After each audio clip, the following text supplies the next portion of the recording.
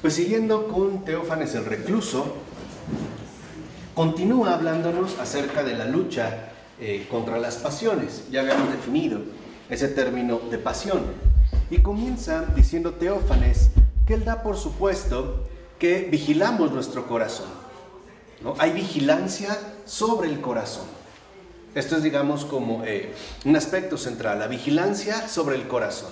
Pero, pregunta, ¿lo hace realmente con cuidado? O sea, no solo basta con vigilar el corazón, hay que hacerlo con cuidado.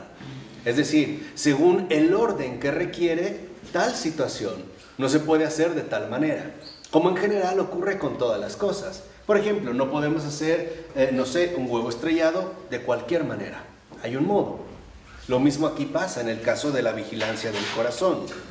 Dice, lo que ocurre fundamentalmente es que en el alma reina la oscuridad mientras no se convierte a Dios, sino que vive para sí misma, ¿no? Esta es, digamos, como la cuestión fundamental. Mientras el alma vive para sí misma, está en la oscuridad. ¿Por qué? Porque no ve otra cosa más que a sí misma.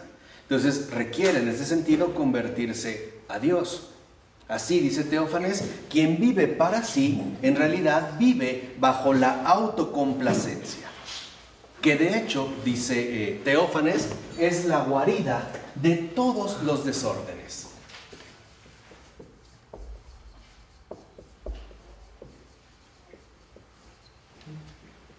El que vive para sí mismo, ¿no? Su alma está en la oscuridad precisamente porque vive en la autocomplacencia, que es la guarida de todas las pasiones, es decir, de todos los desórdenes. ¿Por qué? Dice, porque la autocomplacencia es quien acepta estos desórdenes. Y no solo los acepta, los protege, los encubre, los justifica y actúa de acuerdo con ellos. En pocas palabras, en la autocomplacencia está la raíz fundamental de nuestro comportamiento equivocado.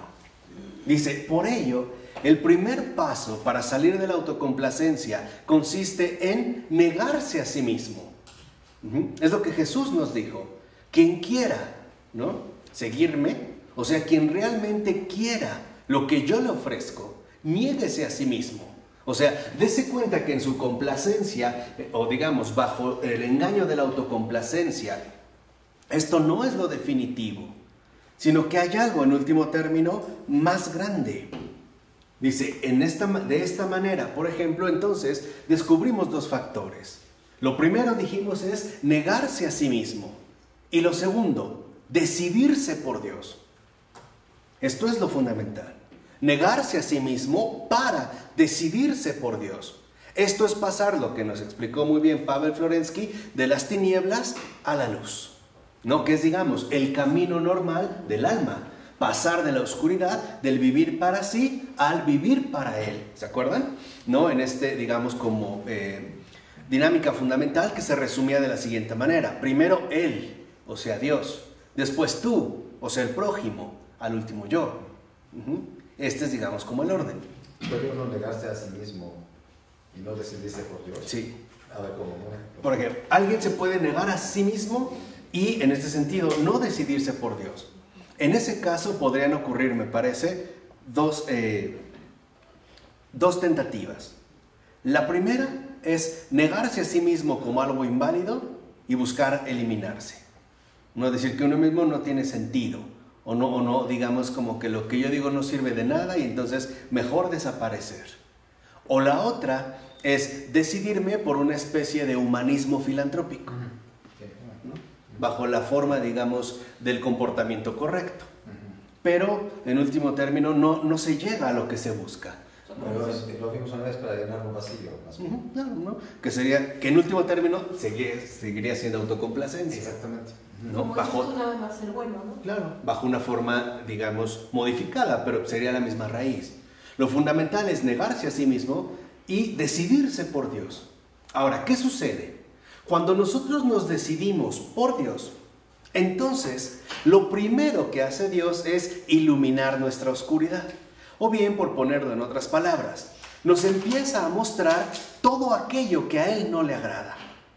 Pero no lo entendamos como un reproche. Por ejemplo, si yo decido, ¿no? Si yo me decido por Dios y entonces empiezo a detectar que en mí hay cosas que no están bien, es porque el Señor me hace que las vea para que yo mismo las repudie. Es decir, es la manera de romper con la autocomplacencia. No sé si me explico. Es la forma de que nos invita a un rechazo. Y por lo tanto, que este rechazo que nosotros realizamos desde el corazón se transforme en una entrega genuina. Al decidirme por Dios, lo que hago en pocas palabras es ver todo aquello que Él no quiere en mi persona. Y que justamente no lo quiere porque no es algo que Él me ha dado. Por ejemplo, mi mal carácter, mi ansiedad, ¿no? Mis miedos, mis temores, mis defectos en general. Como dicen los defectos de carácter, ¿no? Claro, lo que el Señor nos dice es, ok, si tú ya viste tus defectos en general, es porque el Señor te lo permite para que también los rechaces. No es, por ejemplo, para que te enorgullezcas y tampoco para que te deprimas. Es simplemente para que los rechaces de la siguiente manera, diciéndole, Dios mío, yo no quiero esto en mi vida. Si no soy capaz de entregártelos por cuenta propia, tómalos tú, te doy permiso. Tal cual, Tal cual, o sea, es en un sentido, digamos, muy concreto. Ya vi que ahí hay algo, pues, que no me molesta. Dice Teófanes, por ejemplo, hemos de ser humildes, pero la autocomplacencia, la pasión, nos enseña la soberbia y la vanidad. O sea, finalmente va en contra. Hemos de ser mansos, pero la pasión nos lleva a enfadarnos o enojarnos. Debemos alegrarnos del éxito de los demás. La pasión excita la envidia. Tenemos que perdonar, pero la pasión, la autocomplacencia, enciende la venganza. Dice, por eso precisamente la mera vigilancia sobre sí misma fracasa, porque la autocomplacencia siempre busca permanecer en su lugar. O sea, la autocomplacencia nunca quiere que se le expulse, porque se siente reina y soberana de todo. O sea, en este sentido, que las cosas se hagan justamente a mi manera. Dice, y además lo hace de una forma tan sugerente que podemos llegar a pensar que ni siquiera es algo malo. ¿Qué tiene de malo mi forma de pensar o mi forma de sentir o lo que yo decido o lo que yo quiero? Esa es la forma, digamos, en la que se resguarda, ¿no? En la que se esconde o se oculta.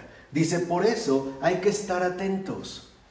Todo aquello que en conciencia reconozco como algo no grato, no tengo por qué conservarlo.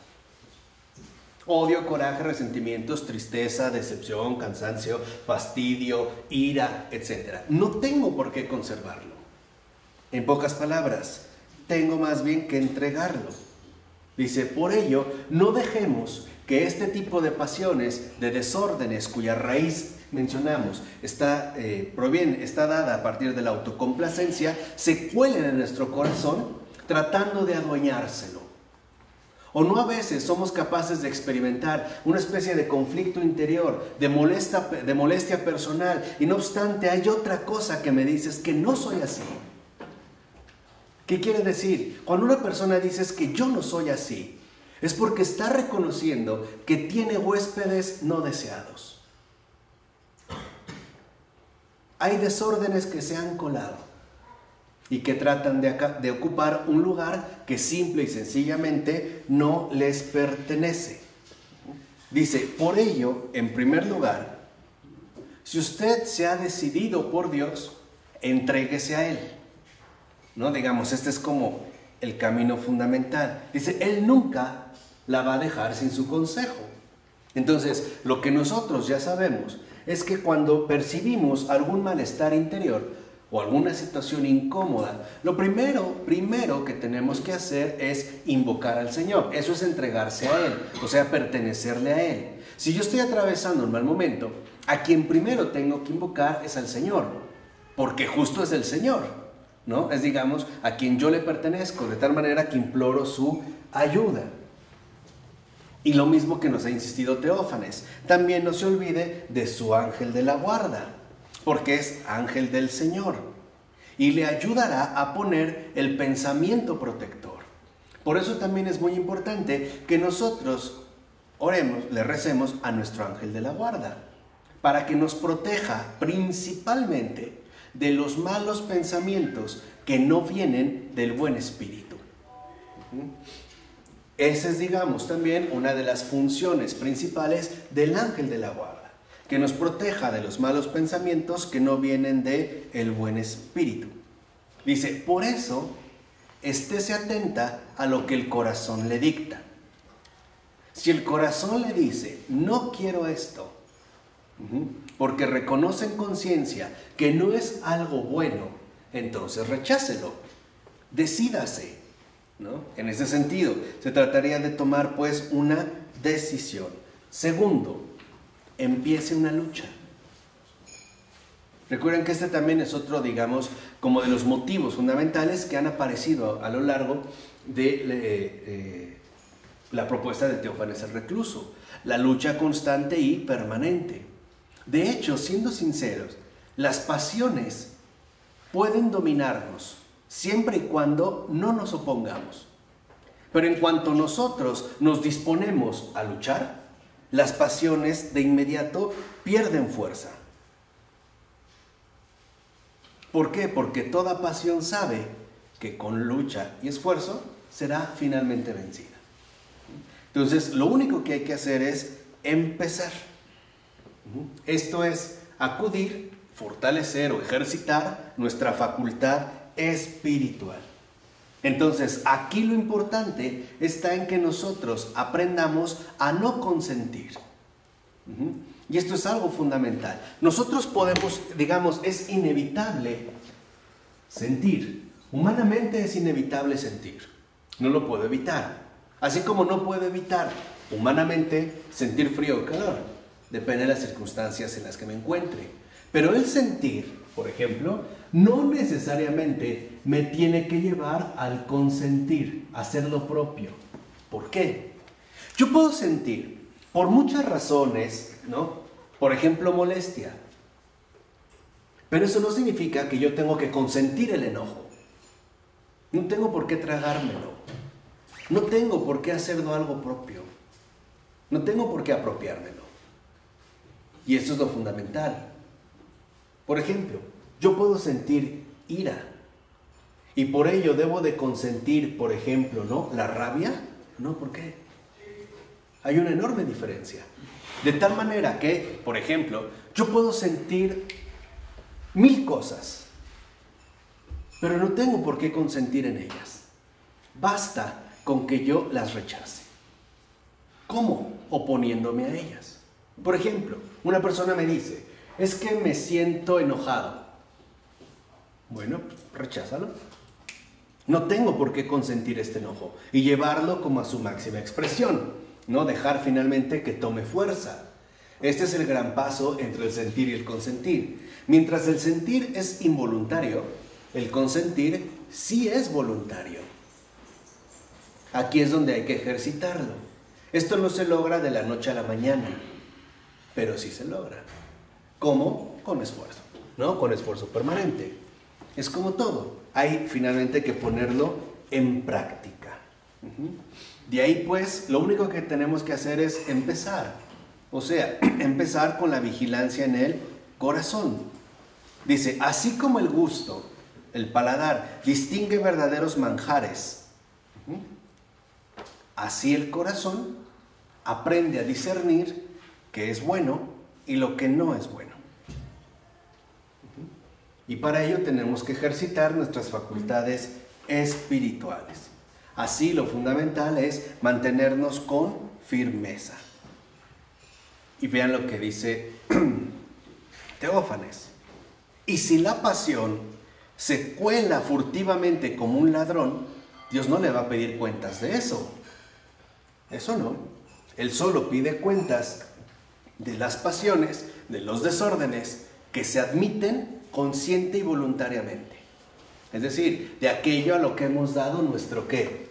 Consentimiento, ¿no? En ese sentido. Dice aquí sí, pero no de las que han pasado desapercibidas y se colaron como ladrones. ¿Por qué? Porque el Señor sabe perfectamente bien que no somos capaces de detectar, por ejemplo, este tipo de invasores. Pero nos anima a que aprendamos e incluso que lo hagamos por nuestro propio bien. Dice, por ello, si algún huésped indeseado se ha logrado colar y usted lo detecta, lo primero que tiene que hacer es rechazarlo. Decir, no quiero esto en mi vida.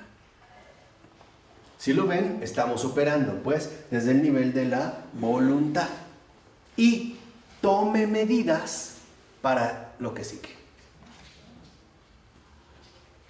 ¿Qué sucede?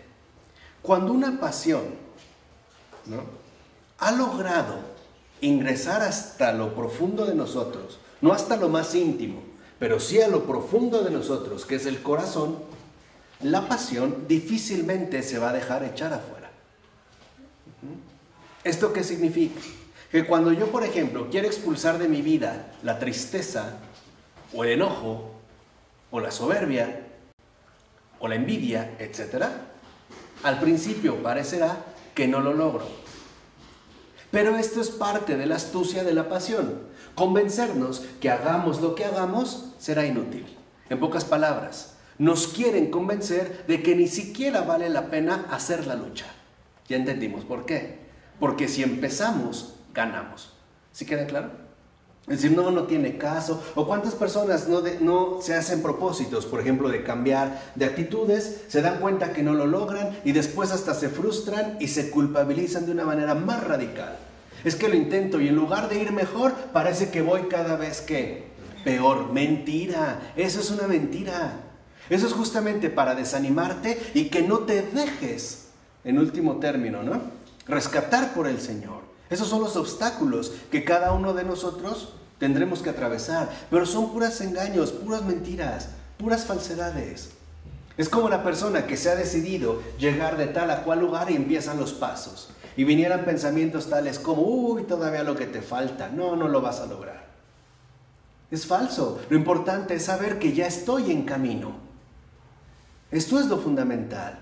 Y cada paso ganado es un paso ganado de una vez y para siempre, ¿no? Esto, digamos, es como un aspecto fundamental.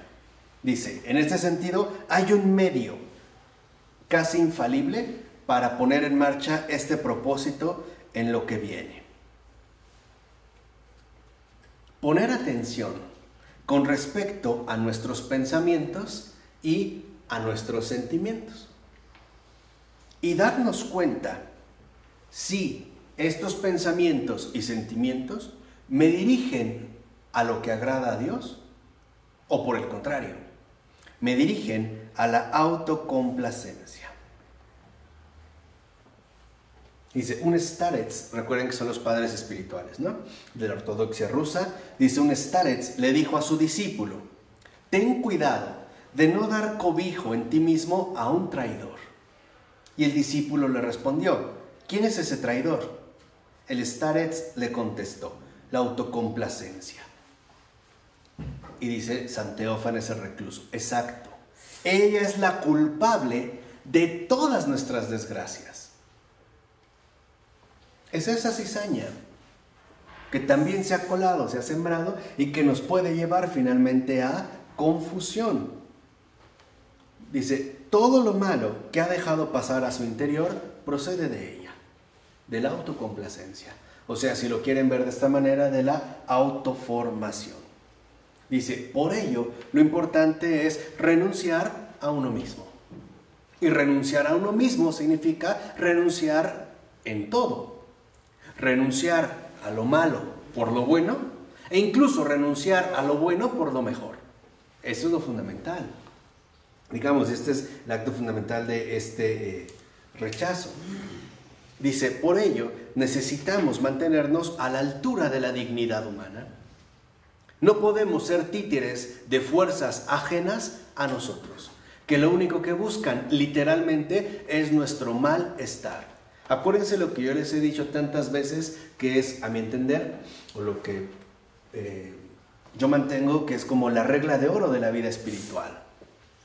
Dios jamás aflige los corazones, jamás, nunca.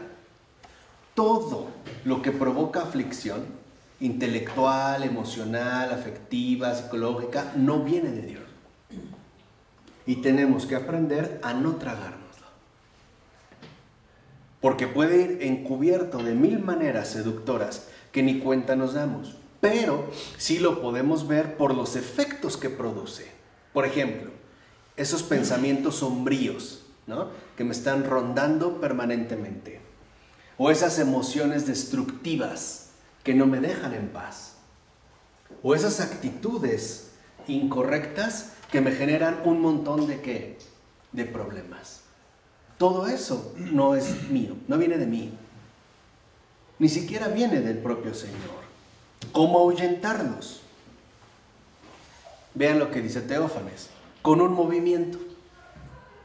Ira hostil hacia ellas. O sea, irritación en su contra. Que me parece también que es un ejemplo muy concreto. Así como vimos que la autocomplacencia es pues la raíz. Lo que hay que oponer o el movimiento que hay que hacer para doblegar la autocomplacencia es la irritación hacia esa autocomplacencia.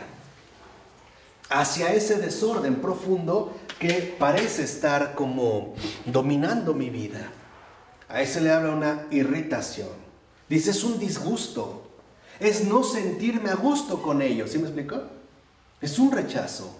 ¿Por qué me enojo de esta manera? No me gusta. O sea, es irritarme contra aquello que en efecto me está perjudicando. Dice, porque por el contrario, las pasiones solo se pueden mantener en nosotros a través de la falsa compasión que establecen. En pocas palabras, a través de no disgustarnos con ellas. ¿Sí? Es como la gente que a lo mejor se llena de ira o de enojo, pero no se disgusta por esa actitud. Me gusta estar así. Al contrario, la justifica. Hasta que llega un momento en el que en efecto le encontramos gusto. Y es mucho más difícil de erradicar. Entonces lo primero es irritación. Ira hostil le llama en ese sentido Teófanes.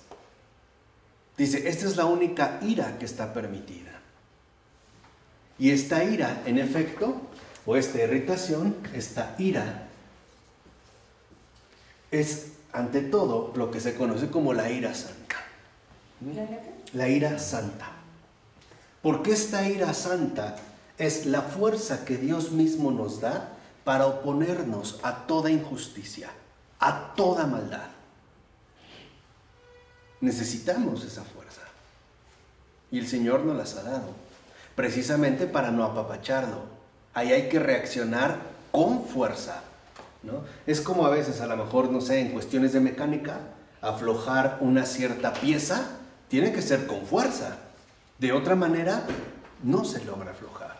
No sé cómo se llaman los de las llantas. Los birlos, no lo haces con la mano. A veces hasta brincan sobre el gato, dependiendo la presión que se ejerza. Por eso es importante que nosotros aprendamos a reaccionar. Esto es muy sencillo. Yo les doy como un consejo muy, muy práctico.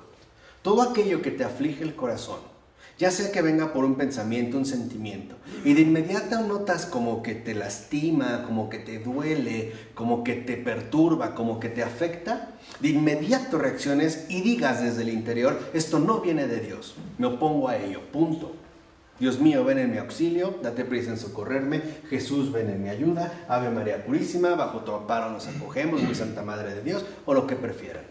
Pero de inmediato, aquí sí se aplica cero tolerancia. Si nosotros lo empezamos a tolerar, ya, nos va a ganar, nos va a vencer. Aquí sí hay que ser tajante, tal cual. Dice, así es como se establece una alianza con Dios. Yo me he decidido por Él, porque Él desde siempre se ha decidido por mí, por eso ha muerto en la cruz y resucitó, ¿no? Para que yo esté a la derecha del Padre. Perfecto. ¿Cómo se establece esta alianza? Muy sencillo. Al yo manifestar hostilidad, irritación, ira hacia todo aquello que perjudica y que en pocas palabras me aleja de Dios, es como si yo estableciera pues los términos de esta alianza. Tus amigos son mis enemigos.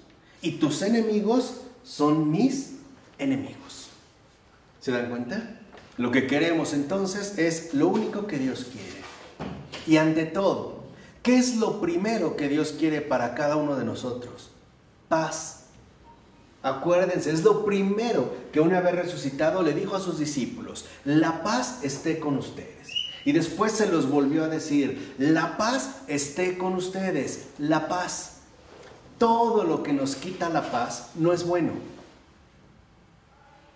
Todo lo que nos perturba, nos agita, nos inquieta, no es bueno.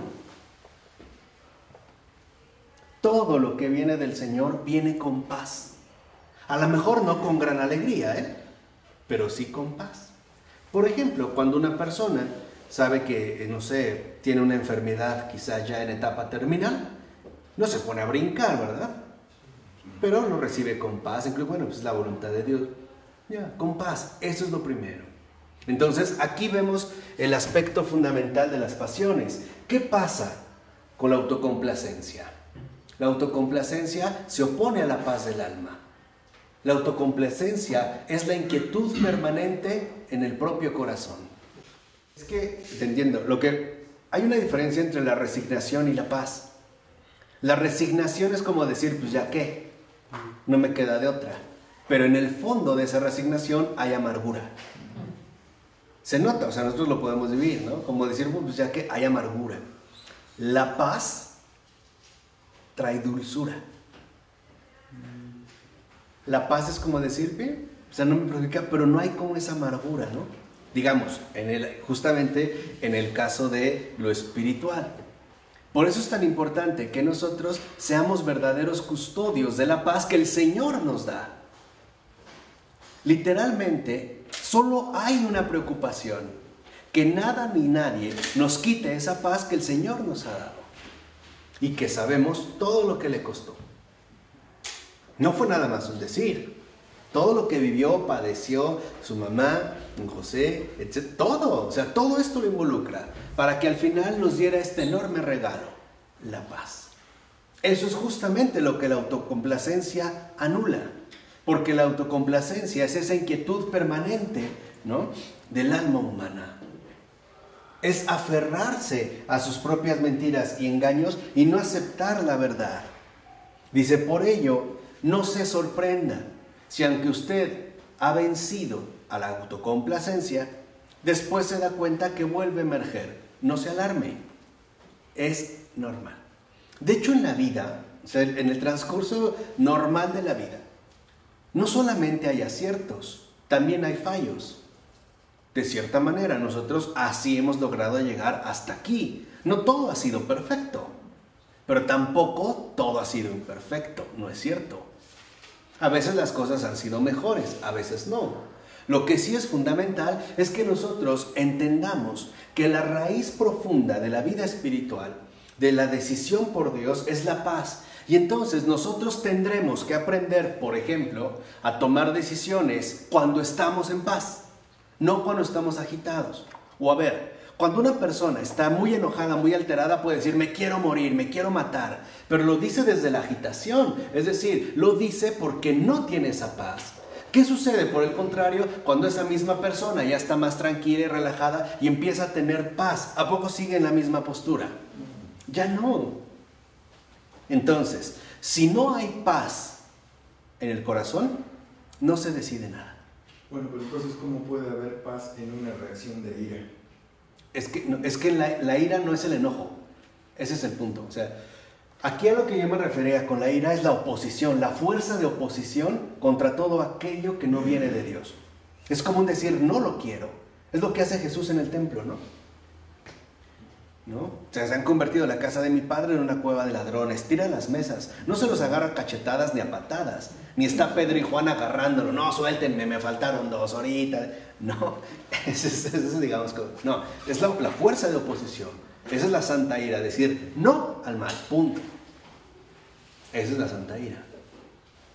Ahora, ¿ustedes creen que esa santa ira, por ejemplo, pasó en la tarde en el Santo Templo y en la noche Jesús todavía seguía enojado?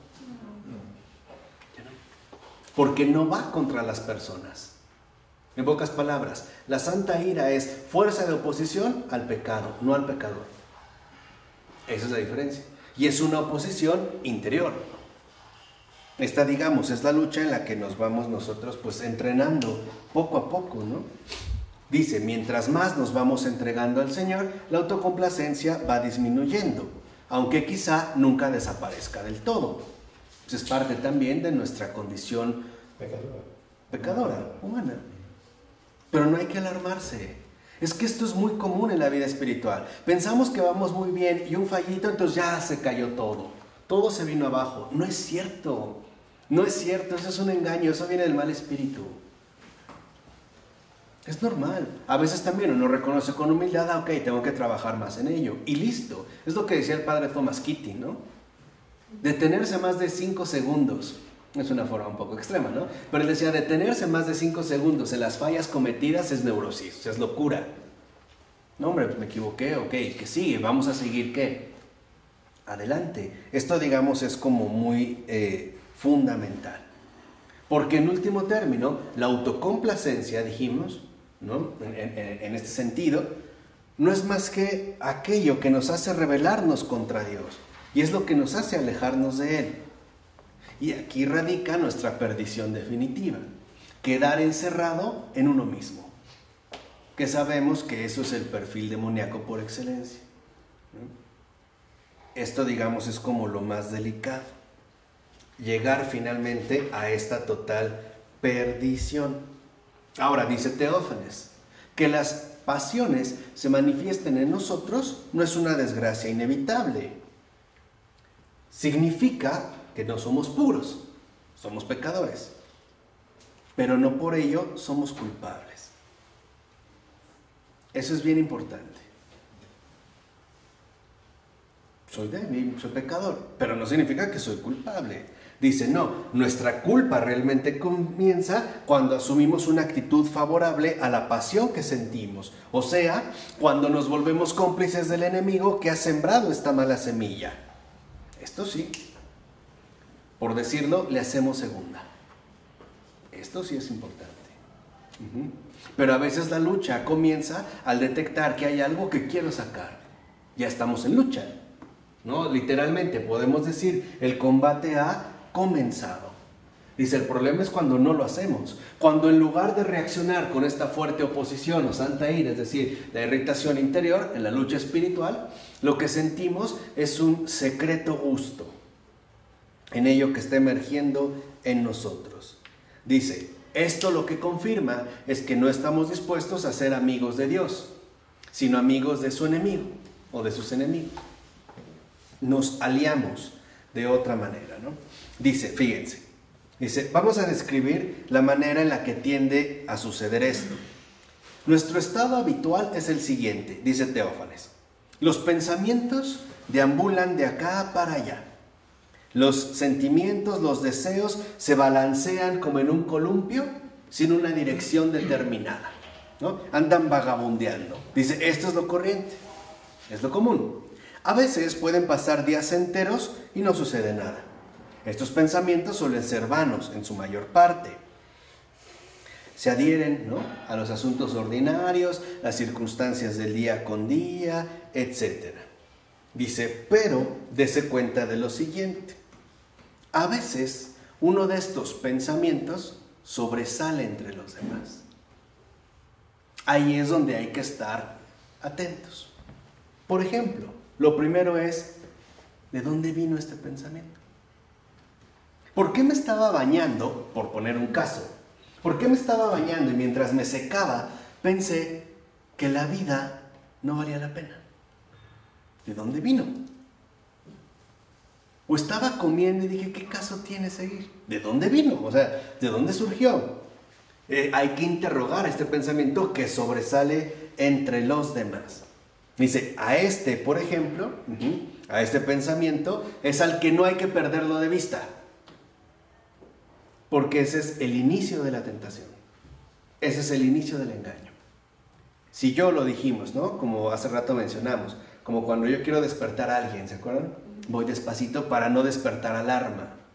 Pero si este ha despertado alarma, no lo puedo perder de vista. Porque si éste entra, van a entrar todos. Dice, y por lo menos tenemos que custodiar nuestro corazón e interrogar, por así decirlo, a este pensamiento diciéndole, ¿de dónde viene? ¿Qué quiere? ¿A dónde me lleva? ¿A la tristeza, al desánimo, la preocupación? No lo quiero. ¿Sí me explico? A la paz, la confianza, el fervor, bienvenido. Dice, e incluso usted va a encontrar rápidamente las respuestas una vez que plantea las preguntas. Porque a pesar de que somos pecadores, el Espíritu del Señor habita en cada uno de nosotros. En pocas palabras, no estamos totalmente perdidos. Lo único es, hay que ejercitarlo. Nos da un ejemplo muy bonito. Dice, veamos este caso. Ve el rostro de una persona que una vez la ofendió.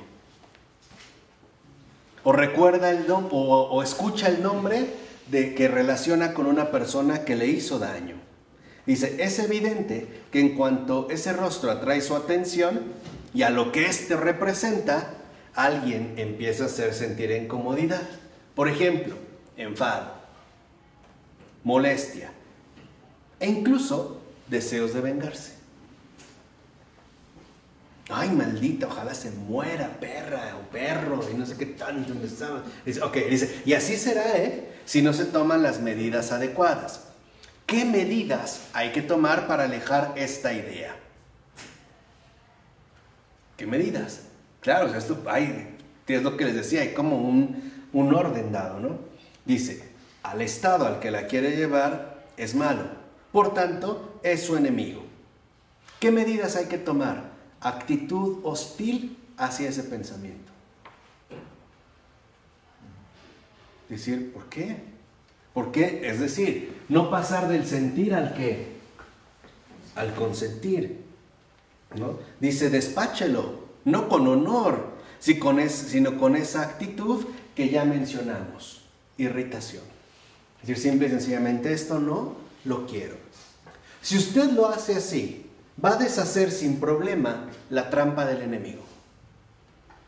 Miren, la mayor parte de veces el éxito del enemigo depende de su primer paso.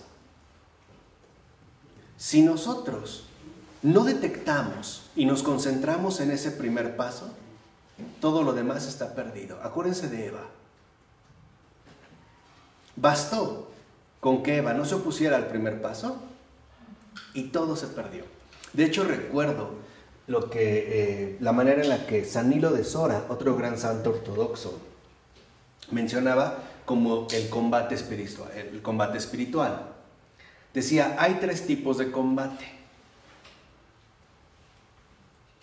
Uno bueno, uno mejor y el perfecto. Decía San Nilo de Sora. El buen combate es aquel donde sentimos, por ejemplo, la llegada, no detectamos a tiempo la llegada del enemigo, pero una vez detectado lo combatimos, aunque nos costó mucho trabajo. Y lo pone a la imagen de una serpiente. Dice, es como una persona que está sentada y por distracción, por negligencia, ¿se acuerdan que también Teófanes, ¿no?, la ha mencionado? No se deja que esa serpiente se le acerque, la empieza a rodear, no la ve, no la escucha, no la detecta y de repente la muerde. ¿Vale? Dice, en este sentido, por ejemplo, el combate va a ser más difícil porque ahora no solo tiene que acabar con la serpiente, sino sacar también todo el veneno. Y mientras más tarde en reaccionar, mayor va a ser el combate. Ese es el buen combate, al menos se hizo.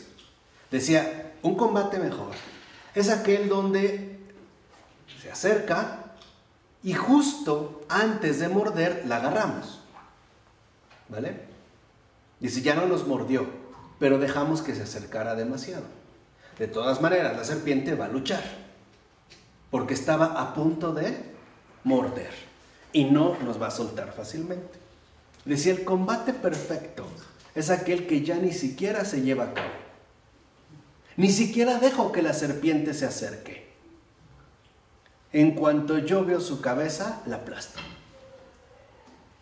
Ya no hay ni manera de, entrar como a esta lucha, ¿no? Esto se va logrando conforme ponemos más atención a lo que se quiere infiltrar a través de ideas. Recuerden, lo más común es que entre por una idea, o sea, a través del pensamiento. ¿Por qué? Porque es lo que menos cuestionamos. Estamos tan acostumbrados al estilo cartesiano de no dudar de uno mismo, que creemos que mis pensamientos son infalibles y además intocables. Este fue, a mi entender, una de las graves herencias que recibimos del señor Descartes. El dudar de todo menos de uno mismo. ¿Quién de ustedes cuestiona sus propios pensamientos? ¿Ya no? O sea, basta con que los piense para decir que son verdaderos. Es más, ¿qué digo verdaderos? Que son la verdad. Que lo que yo pienso es. No es así, ¿eh? No es cierto. Hay que aprender también a autocuestionarse. Dice, en este sentido, entonces, si uno no se pone o no pone atención a lo que ocurre, entonces la cosa empieza a ganar fuerza. Por ejemplo, usted vio el rostro, ¿no?, de una persona que le había ofendido. Y después, si usted no reacciona, le vendrán en efecto muchos otros pensamientos e imágenes que empezarán a hacer un alboroto y dibujarán en su imaginación un cuadro bien llamativo, con el cual se buscará encender la pasión. En pocas palabras, ese rostro que evoca en mí una cierta relación, si yo no me opongo, ¿no?, a sus pretensiones malévolas desde el principio, van a generar un verdadero caos. Y entonces lo que van a hacer es volver a encender en su corazón esas pasiones antiguas. Por ejemplo, sentimiento de ofensa, desagrado, enfado, odio, etc. Y entonces pasamos al sentimiento pasional. Dice, si en ese momento usted recapacita, ve en esto al enemigo y adopta una actitud hostil, expulsando del corazón ese mal sentimiento, entonces la turbación pasa, vuelve la paz del alma. Pero si no, pasamos de una idea, ¿se acuerdan?, a un sentimiento. Dice, pero si no, entonces vendrá otro batallón de sentimientos para avivarlo en intensidad y empezarán, por ejemplo, a decirle algo así: pero, ¿cómo se atrevió ese? ¿Quién se habrá creído que es? Yo no soy peor que él o que ella, por el contrario, soy mucho mejor. Esto no se puede quedar así. No sé cómo fui tan estúpido de permitirlo en aquel momento. No se puede vivir de ese modo. No es posible vivir rebajándose de ese modo. Tengo que demostrarle a toda costa que no puede quedarse así, que no puede quedarse sin castigo. Y entonces ya se transformó en un deseo de venganza. Grande o pequeño, da igual. En pocas palabras, usted ya está listo para la ejecución de ese deseo. La pasión ha penetrado más profundamente. Dice, si en ese momento usted recapacita, ¿no?, puede expulsar también el deseo, porque el deseo no significa todavía una toma de decisión. Entonces, fíjense, empezamos por un pensamiento. Si lo dejamos, se acrecienta en un sentimiento. Si lo dejamos, pasa a ser un deseo. Pero aún así, ahí podemos oponernos. Nos dice Teófanes, dese cuenta, el pensamiento ha engendrado el sentimiento. Y el pensamiento con el sentimiento ha engendrado el deseo. Todo esto es aún impureza. En todo caso, un pecado de tipo mental. Es, en pocas palabras, ¿no?, una negligencia, más que pecado. Pero, dice Teófanes, aún se encuentra lejos de la acción, porque entre el deseo y la acción siempre está de por medio la resolución, o sea, la decisión, siempre. Entre el deseo y la acción siempre está de por medio la decisión. Dice, aunque luego no vemos de qué manera se va generando esta decisión. Primero, puede empezar a través de un leve deseo. Después crecer en intensidad, hasta que finalmente, por ejemplo, empezamos a tomar en cuenta los medios y las formas e incluso las circunstancias en las que este deseo se puede y debe realizar. O sea, empezamos a maquinar. Estamos preparando pues la acción. Me lo agarro en tal lado, que está solo, tal cosa, si yo pudiera ser, o sea, ya estamos más sumidos. Dice, entonces volvemos al pensamiento. Cuando todo está bien pensado, o sea, cuando ya lo hemos planificado, se toma la decisión. En ese momento, la acción ya se realizó, aunque interiormente. ¿Por qué? Porque ya lo hice. Ya lo imaginaste. Ya lo cumplí. Ya lo hice interiormente. Si yo ya tengo preparado violar a otra persona, pero resulta que en ese preciso momento llegó un amigo y se fue y dije, chin, se salvó para la otra, ese acto ya se realizó. En mí interiormente ya, porque ya está todo planeado. Ya vi cómo, incluso ya sé cómo le iba a hacer o cómo no, cómo iba a acabar. ¿Sí me explicó? Ya había toda una planeación. Y es más, y esto se corrobora de la siguiente manera. No lo hice, pero de haber podido, lo hubiera hecho. O sea, ya en mi corazón al menos se cumplió. Ahí ya está el pecado. Ese ya es el pecado. Ahí el pecado ya se ha cometido. Hasta ese momento. Por eso en la resolución se da el crimen y el pecado. Así pues, del deseo surge pues una inclinación a la decisión. El deseo nos quiere inclinar a tomar la decisión. Pensamiento, sentimiento, pensamiento más sentimiento, deseo. El deseo crece, fomenta una inclinación para llegar finalmente a la acción. En pocas palabras, todo empezó por una sugerencia, para que se consumara en último término un pecado. Dice, por eso, cuando ya ha llegado el deseo, la inclinación nos lleva, por ejemplo, a reflexionar cómo podemos realizar este deseo. Es ahí cuando ya nos ponemos en camino del pecado. Y dice Teófanes, no obstante, cuando ya a pesar de que la resolución se ha formado y el alma está como convencida de que es absolutamente necesario que realice lo que desea, no hay necesidad de hacer tal cosa. Aún así, fíjense, aún así, en pocas palabras, yo puedo renunciar a mí mismo. ¿Se dan cuenta el porqué de la importancia de rechazar la autocomplacencia en todas sus formas? ¿Se dan cuenta por qué? Aun cuando yo puedo, no quiero. Aún así, digamos, aún en esa línea. Dice, aquí el problema es que puede venir un cierto engaño, un autoengaño interior. Decir que sí se debe hacer, que no hay otra alternativa, pero en realidad esta sugerencia es obra de la autocomplacencia. ¿Se entiende, no? Me parece que es como muy claro.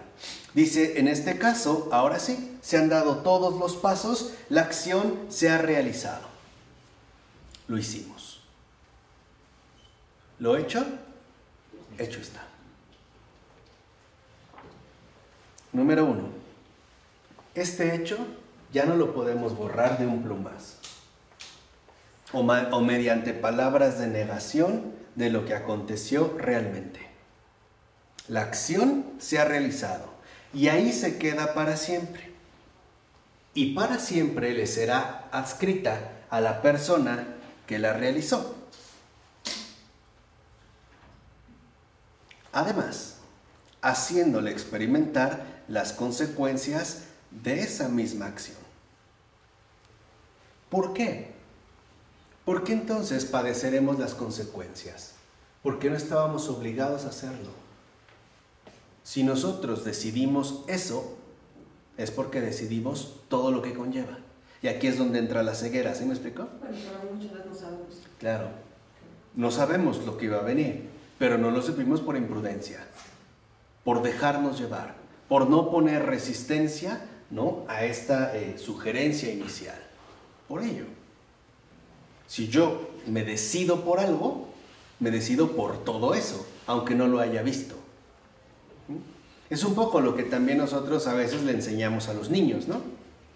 A que aprendan que los actos que realizan tienen consecuencias. Es un poco como para decir, las decisiones que tomas vienen en paquete, con todo lo que implica. Si yo he decidido tener un hijo, por ejemplo, también el paquete implica cambiar pañales, por muy feo que huelan. Yo no sé por qué las mamás dicen que no huelen feo. ¿Cómo no? Huelen muy feo. Pero es tanto amor, ¿no?, de la madre, que ni feo le huele. La hermanita se está vomitando, ¿no? Ay, ni huele feo, no exageres. Ya te doy. Pero esto es importante para que nos demos cuenta a qué nos exponemos. Aún así, aun cuando yo ya estoy en la decisión, puedo renunciar a ella. Siempre puedo renunciar a mí. Siempre. Dice, en este sentido, entonces, lo que vemos es que una vez que esto sucede, o sea, una vez pues que nosotros ya cometimos el pecado, nos sentimos abrumados por lo hecho. Ahí está la primera consecuencia. El pecado siempre nos va a traer una carga inmensa. Remordimientos, culpabilidad, etc. Nos sentimos abrumados por un peso.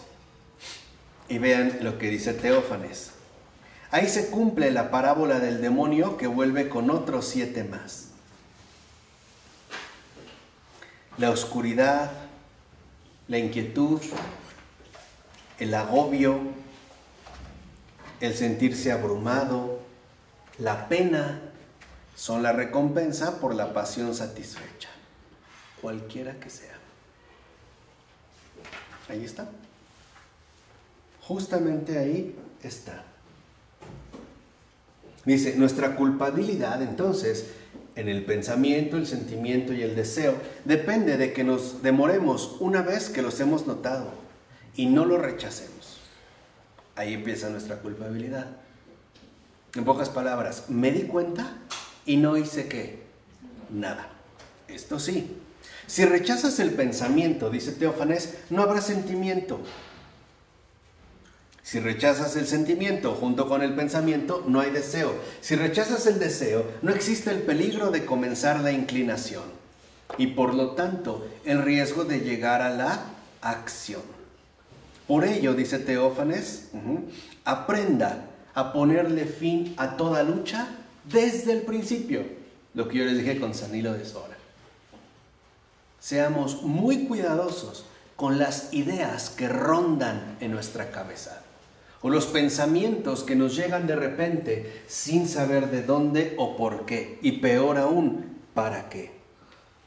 Dice, si incluso, aunque usted no se dé cuenta, pareciera que el sentimiento o el pensamiento, ¿no?, se han puesto en movimiento hacia lo opuesto a Dios, rechácelo. Ahora, sin incluso o de manera involuntaria, sin querer, se aferra a ellos también el deseo, rechácelo junto con el deseo. Así será siempre inocente delante de Dios y ante su propia conciencia. Aprendamos pues la dinámica viva de nuestra realidad espiritual, sin alarmismos. Entendamos algo, vencer la tentación es muy fácil si lo hacemos a tiempo.